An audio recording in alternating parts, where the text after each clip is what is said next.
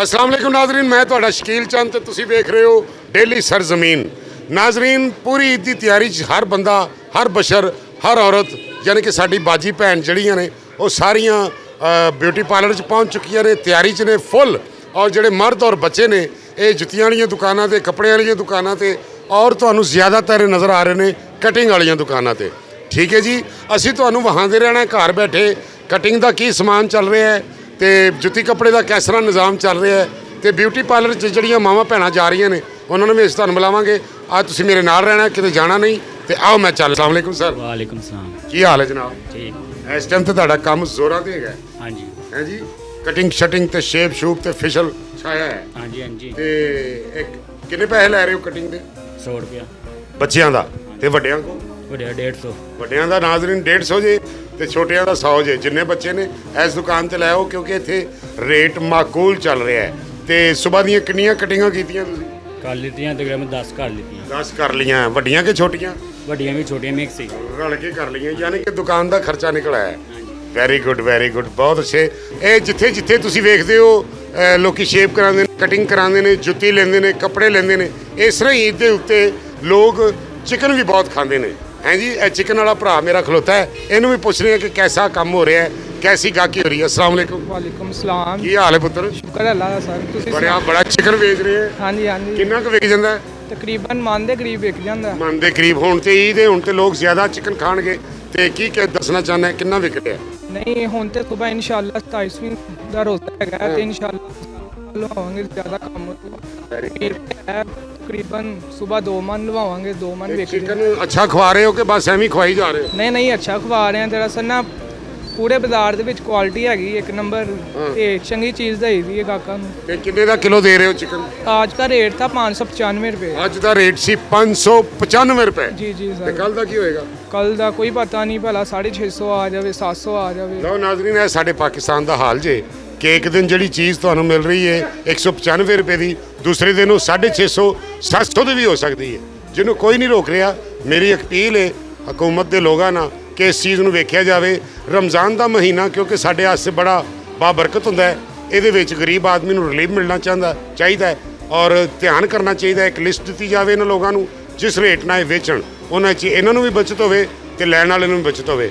ਹੋਰ ਵੀ ਲੋਕਾਂ ਨਾਲ ਮਿਲਦੇ ਰਹਿੰਦੇ ਆ, ਤੁਸੀਂ ਵੀ ਕਿਤੇ ਨਹੀਂ ਜਾਣਾ, ਮੇਰੇ ਨਾਲ ਰਹਿਣਾ ਜੀ। ਨਾਜ਼ਰੀਨ, ਜਿੱਥੇ ਜਿੱਥੇ ਸ਼ੇਪ ਦਾ ਸਮਾਨ ਹੈ, ਜਿੱਥੇ ਜਿੱਥੇ ਕੱਪੜੇ ਜੁੱਤੀਆਂ ਦਾ ਸਮਾਨ ਹੈ, ਮਹਿੰਦੀ ਦਾ ਹੈ, ਚੂੜੀਆਂ ਦਾ ਹੈ, ਕਾਂਟਿਆਂ ਦਾ ਹੈ, ਉੱਥੇ ਨਾਲ ਨਾਲ ਪਰਚੂਨ ਦਾ ਵੀ ਬੜਾ ਕੰਮ ਹੈ। ਕਿਉਂਕਿ ਜਿੰਨੇ ਜਿੰਨੇ ਵੀ ਈਦ ਮਨਾਣੀ ਹੈ ਉਹਨੇ ਕੋਕ ਵੀ ਲੈਣੀ ਹੈ, ਸਿਗਰਟ ਵੀ ਲੈਣੀ ਹੈ। ਪਾਨ ਖਾਣ ਵਾਲੇ ਪਾਨ ਖਾਂਦੇ ਨੇ ਤੇ ਪਾਨ ਵਾਲੇ ਨਾਲ ਗੱਲ ਕਰਨੇ। अस्सलाम वालेकुम ਬਜ਼ੁਰਗੋ। वालेकुम सलाम। ਕੀ ਹਾਲ ਹੈ ਜਨਾਬ? अल्लाह का करम। ਈਦ ਦੀ ਤੁਸੀਂ ਕੀ ਤਿਆਰੀ ਕੀਤੀ ਹੈ? ਈਦ ਵਾਸਤੇ ਲੋਕਾਂ ਨੇ ਬੜਾ ਮਟਨ ਖਾਣਾ ਹੈ, ਲੋਕਾਂ ਨੇ ਇੰਨੀ ਪਾ ਦੇਣੀ ਹੈ, ਤੇ ਤੁਸੀਂ ਆਪਣੀ ਦੁਕਾਨ 'ਚ ਕੋਈ ਤਿਆਰੀ ਕੀਤੀ? ਅਸੀਂ ਵੀ ਨਹੀਂ ਪਾਵਾਂਗੇ, ਸਮਾਨ ਸਾਰਾ ਜੈਸ ਵੈਸ ਕਰਕੇ ਖਾਵਾਂਗੇ। ਐਕਸਟਰਾ ਸਮਾਨ ਮੰਗਾ ਰਹੇ ਹੋ? हाँ जी ਦੁਕਾਨ ਨੂੰ ਸਵਾਰ जी। ਈਦ ਵਾਲੇ ਦਿਨ ਇੱਥੇ ਡੈਕ ਵੀ ਲਾਓਗੇ? नहीं कर मेरे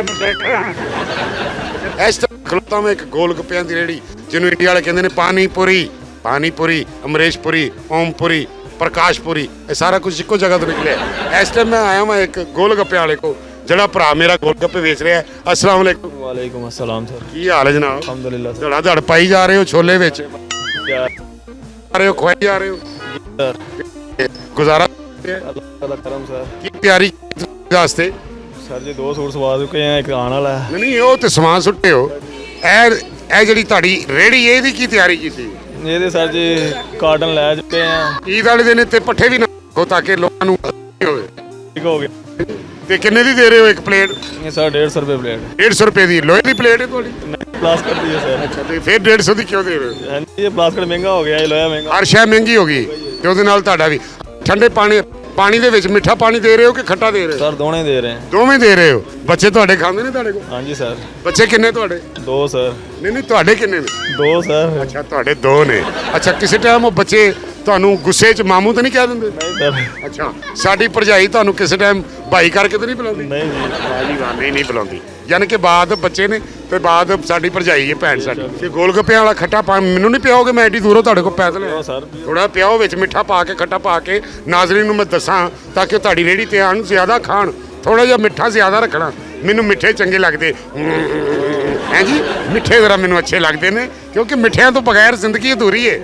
ਤੇ ਇਹ ਪਿਆਲੀ ਤੁਹਾਡੀ ਬੜੀ ਇਹ ਜਿੰਨ ਦਾ ਤੜਕਾ ਲਾਉਣ ਵਾਲੀ ਤੁਹਾਡੀ ਹੈ ਪਿਆਲੀ ਹੈ। ਕੋਈ ਪਿਆਲੀ ਅੱਛੀ ਰੱਖੋ, ਵੱਡੀ ਰੱਖੋ। ਨਾਜ਼ਰੀਨ ਮਜ਼ੇ ਆ ਗਏ ਜੇ। ਮੈਨੂੰ ਐਡਾ ਪਿਆਰਾ ਪਾਣੀ ਹੈ ਤੇ ਫਿਰ ਗੋਲ ਗੱਪੇ ਕੈਸੇ ਹੋਣਗੇ?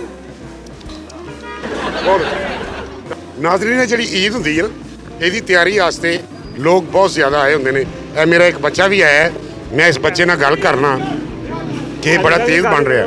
ਤੁਹਾਡੇ ਨਾਲ ਵੀ ਕਰਨੇ ਆ। ਕੀ ਹਾਲ ਹੈ ਵੀ ਭਲਵਾਨ? ਠੀਕ ਠਾਕ। ਹੁਣ ਖੁੱਲ ਕੇ ਬੋਲ। ਹੁਣ ਤੇਰੀ ਆਵਾਜ਼ ਨਹੀਂ ਨਿਕਲ ਰਹੀ ਹੈ। ਅੱਛਾ ਜੀ। ਜਿਵੇਂ ਤੂੰ ਗ੍ਰਿਫਤਾਰ ਹੋ ਗਿਆ ਨਾ ਪੁੱਤਰ, ਉਧਰ ਹੈ ਨਾਮ ਨਾਮ ਮੇਰਾ ਰਾਸ਼ਦ। ਰਾਸ਼ਦ। ਹਾਂਜੀ। ਰਾਸ਼ਦ ਕਮਾਲ ਕਿੱਥੋਂ ਆਇਆ? ਮੈਂ ਵੀ ਕੱਚੀ ਬਾਦੀ ਦਾ। ਤੂੰ ਵੀ ਕੱਚੀ ਬਾਦੀ ਦਾ? ਹਾਂਜੀ। Very good.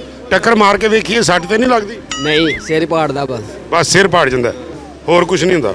ਉਹ ਸਿਰ ਤੇ ਪਾੜਦੇ ਰਹਿੰਦਾ ਬੰਦੇ ਦਾ। ਅੱਛਾ, ਤੇ ਕੀ ਕੰਮ ਕਰਨਾ ਹੈ? ਮੈਂ ਕਾਰਾਂ ਦਾ ਡੈਂਡਿੰਗ ਬੈਂਡਿੰਗ ਦਾ। Very good. ਤੂੰ ਤੇ ਫਿਰ ਕਾਰੀਗਰ ਆਦਮੀ ਹੈ।